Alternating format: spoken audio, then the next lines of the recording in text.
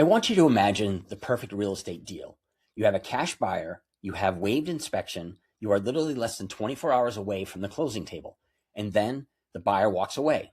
Not because of a structural issue, not because of a title defect, she walked away because of a twig. Hi everyone, I'm Jeff Joliker, and welcome back to What Could Possibly Go Wrong, the series where I share the strangest but 100% true stories of my career in the Maine real estate. The series where I share the strangest but 100% true stories from my career in Maine real estate. Today's story is about the most fragile deal I have ever been a part of. Let's get into it. So let's go back a few years. I'm working with a cash buyer. And if you're an agent, you know that cash buyer is music to your ears. It usually means a smooth transaction. We find this incredible antique home built in the late 1800s, tons of history, tons of character. It needed work, but the buyer knew that. She was so confident she waived the inspections. We get to the day before closing, the final walkthrough. Now, usually this is just a formality. We check to make sure everything is working in the house and that it's broom clean.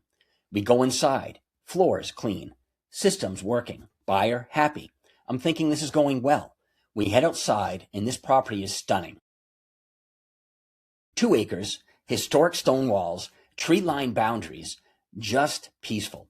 My client wanders over to an old stone fire pit in the yard. It's just a circle of field stones, maybe a foot high.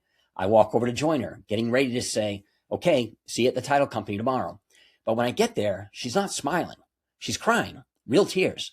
She whispers, I can't buy this house. I'm stunned. I asked her to repeat herself, and she says it louder. I can't buy this house because they killed it. Now, my mind is racing. Killed what? A deer? A neighbor? I asked, what are you talking about? She points a finger into the fire pit. It's full of fresh ashes. She looks at me dead in the eye and says, they killed the baby maple tree. I can't trust them now. I look down. Apparently there was a sapling, a tiny red maple, growing in the middle of the fire pit. The sellers, trying to be nice and clean up for closing, burned some brush in the pit. The sapling didn't make it. I tried to save the deal. I said, I'll drive to the nursery right now and replace the maple tree. I will plant it myself. But she wouldn't budge. She said, it's not about the tree. It's that they killed it. I can't trust them now.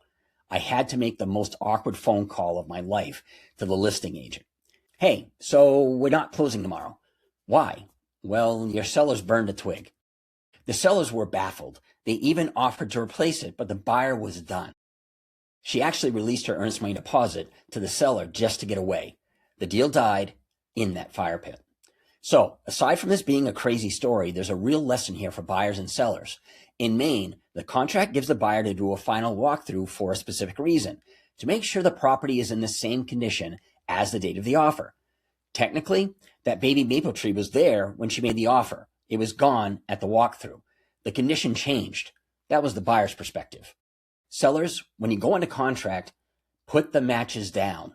Don't change the landscaping, don't remove fixtures, and don't burn the weeds without asking. And for the rest of us agents, just remember, you can prepare for mold, radon, and bad foundations, but you cannot prepare for a mourning period over a baby maple. If you like this story, hit like and subscribe for episode 4.